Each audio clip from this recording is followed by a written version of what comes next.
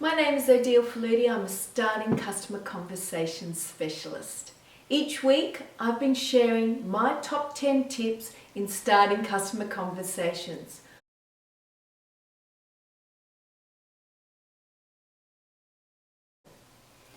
The greatest myth is that saying "how are you" is a great opening line.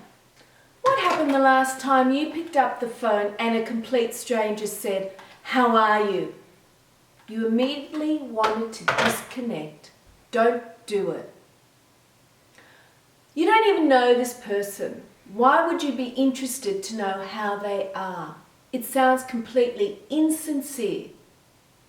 A much more powerful way to start a conversation is to simply say, "Hello, my name is Odile. I wonder if you could help me, please." That way you can check that the person you want to speak to is the right person. Also, help is the most powerful word in the English language. 99% of the population will help you if you ask them. The other 1% we don't worry about. If you'd like to learn more, please feel free to follow me on LinkedIn or on Twitter @Odile Faludi.